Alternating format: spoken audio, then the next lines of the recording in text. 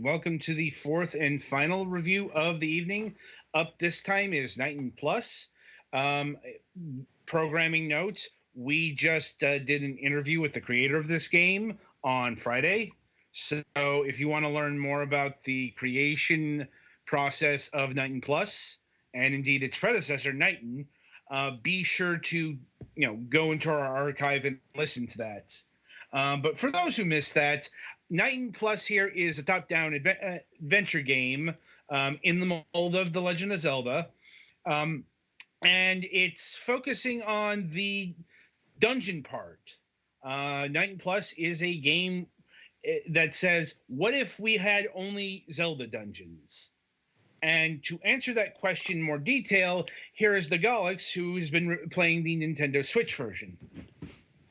So yeah, when we were interviewing him, he said that this mostly took from Link to the Past.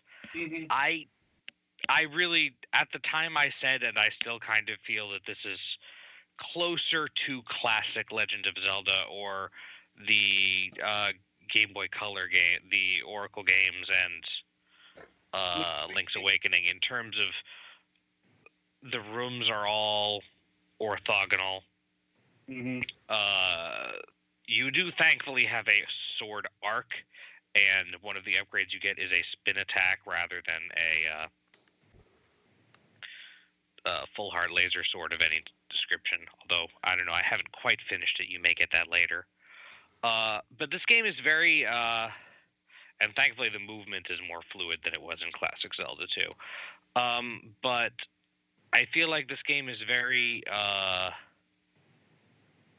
minimalistic for that. It doesn't have, like, you have 8 different upgrades you'll get throughout the whole game, and a couple of them have like secondary, like you get a sword and then you upgrade your sword with a spin attack, you get a shield and then you upgrade that with a shield upgrade, you get a dash and then you upgrade that with a dash that leaves a trail of flame.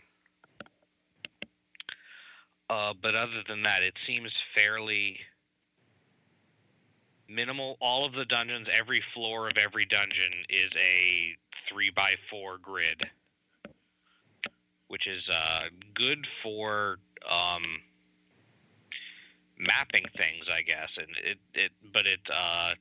it keeps it simple, which I'm sure is intentional to not make it like overly sprawling and complicated. There's also no significant story. You're just a knight who loots stuff. Sure, loot a lot. Yes. He does what he says he does. Also, the bosses at the end of the dungeons, there's no particular reason to fight them except for the fact that they're there. And I mean, they're attacking you, but like you started it, kinda. I mean, you're raiding the dungeons. Yeah. They don't seem to be particularly nefarious, is what I'm getting at. Outside of the final boss, who is your generic evil overlord. Mm-hmm. In fact, that is his literal description. So yeah, that's an actual villain, but like, I'm still not entirely sure why I needed to kill the snot pig aside from general grossness. Right. Each dungeon has a number of chests and keys and items and stuff in it that you kept track of whether you've got them or not. So if you don't get them, it'll show on the level select thing that you ain't got them yet, and you might want to go back in and get the things that you missed. Although some of them are just life upgrades or something, so they're not all necessary to beat the boss and stuff, obviously. There's also a relatively large amount of stuff that you need to, like, the items that you get is included in the items that are for sale in the shops in the dungeons are included in the items in the dungeon. So you need to actually get there are keys for sale in the shops in most of them. If you do not get the key, you will not be able to unlock all of the doors. that's also where you get a lot of the life upgrades and magic upgrades once you get the magic wand. For the earlier stages, it felt a little bit samey, and there was a little bit more grinding to be able to afford the upgrade and the key, and the first couple dungeons have an actual upgrade like a new item that you have to buy. But that tapered off in the later dungeons, which also had more convenient enemies for grinding, so that's nice.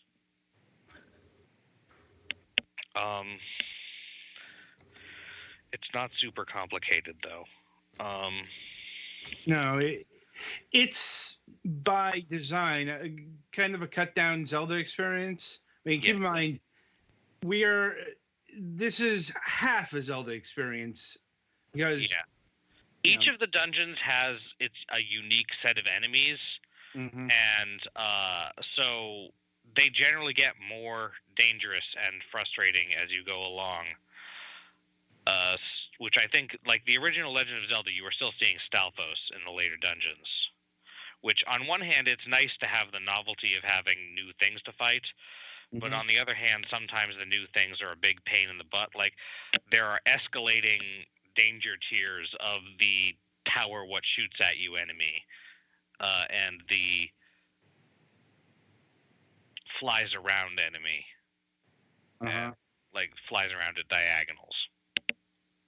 And I kind of wished sometimes that they had included some of the easier ones in some of the later dungeons just for a breather. Because some of the later dungeons were difficult. The bosses also, they do follow the Zelda template of you have to use the ability that you got in the dungeon against the boss, but not always in the most obvious way, and some dungeons technically give you more than one item. So, like, again, to bring up the snot pig, I had to use the spin attack, and I thought it was one of the other things that I had to use, so it took me a while to figure out how to, like, hurt him. What with the snot. Yeah, that boss goes a bit bullet hell. And in the fourth dungeon, there are a lot of rooms with darkness, and then some of the dark rooms have dangerous and or infinitely respawning, like they're eggplants. They plant little other eggplants. Not particularly fun to fight eggplants that infinitely in the dark. At least they're not eggplant wizards. And I was concerned about that, actually. Like, they're not going to fucking turn me into an eggplant for a minute, are they?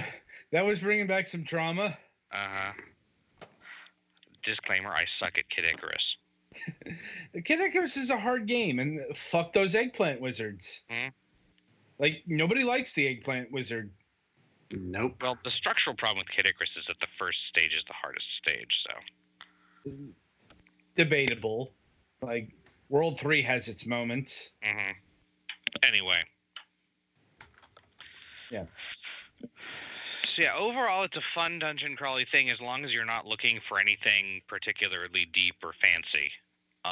The music is very fitting for the kind of game it is. It's chiptune-y. Yeah. It does change for the different dungeons, which is appropriate because they're different environment styles, even though some of the tile sets are very similar. Also, as Vladimir said, a lot of it was put in, a lot of effort was clearly put into the puzzle designs. There are interesting puzzles that, like most of the puzzles are either step-on switch puzzles or block puzzles, but a lot of the time it's like you have to look at other rooms in the dungeon to find hints for the patterns you have to use for the step-on switch puzzles.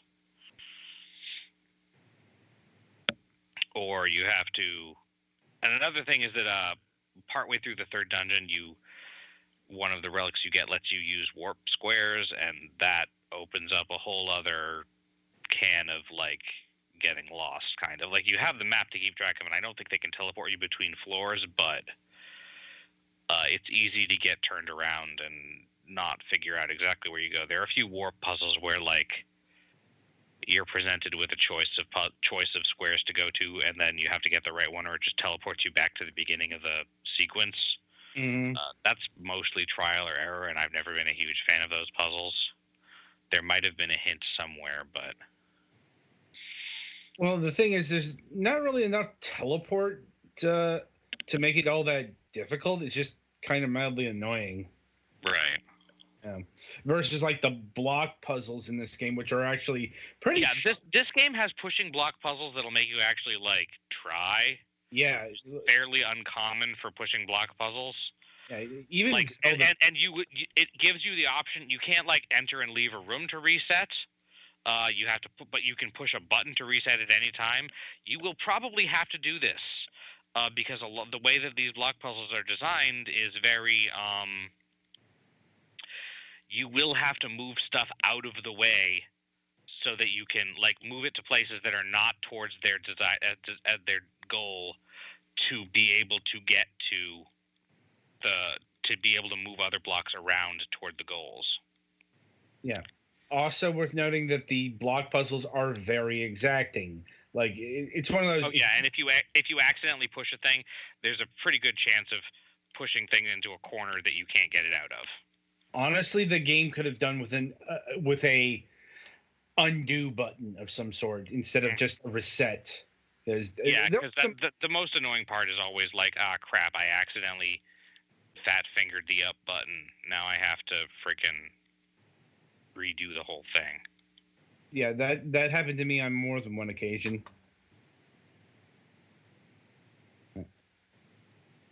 Anyway, anything else to say about the game, Golix? Overall, it's pretty enjoyable. You just, as long as you're not like looking for a deep game.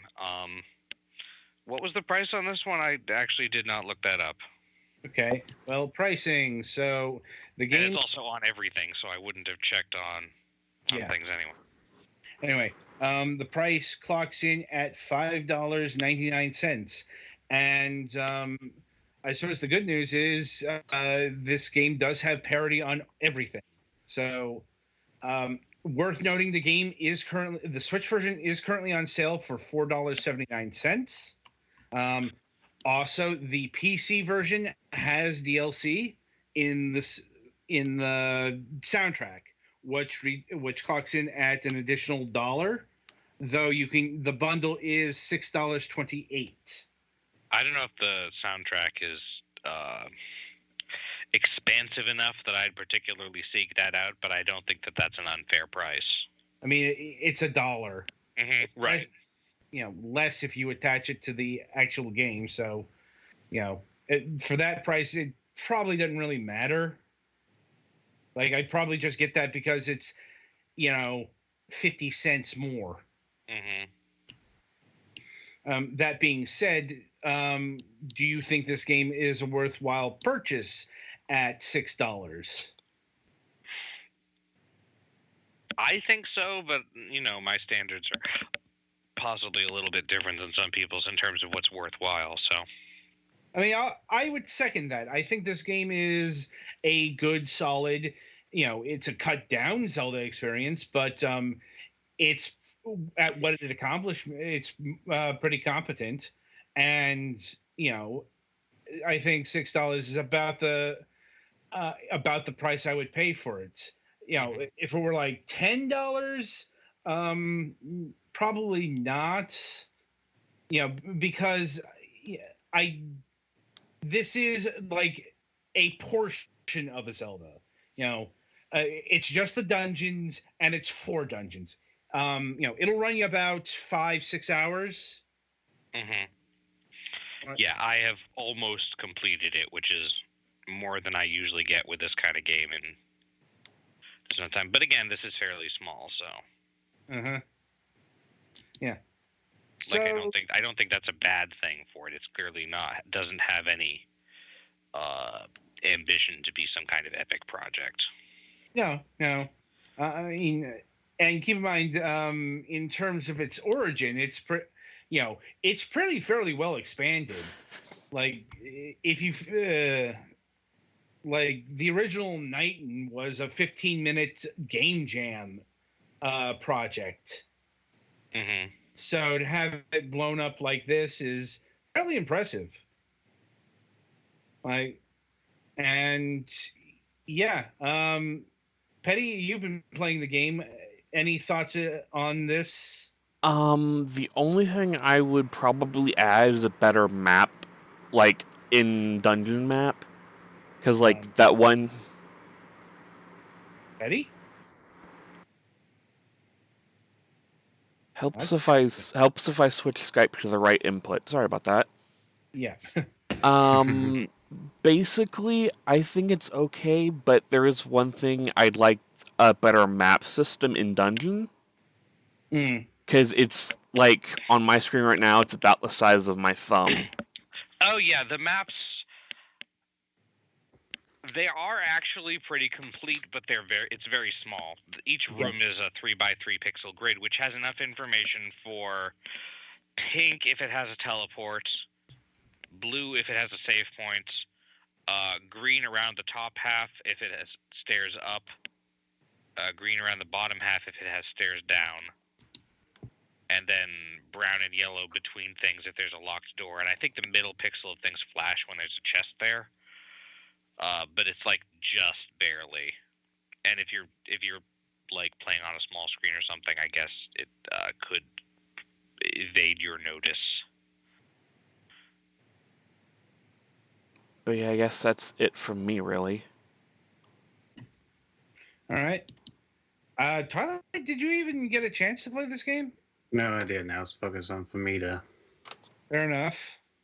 Like, yeah. So overall, it seems solid game. Could use it could use a better map system, like a full map. But outside of that, yeah, it's a worthwhile pickup, and it's on every platform, even the Vita. We talk about the Vita version in the interview. So yeah, that'll about do it for this not only review but this installment of the Fragments of Silicon reviews. So the week ahead, coming up on Wednesday, March 11th, our good friend John Pickett of Manga Gamer will once again grace our show. Let's see. This time we'll be talking about a game called Oshirabu Waifus Over Husbandos. That's a name. I hated every word of that. Well, maybe not Oshirabu, but certainly fucking not Japanese words that are actually kind of racist. Anyway, so we'll be talking about this visual novel on Wednesday. And until then, I shall wish you good gaming. There's no Friday show.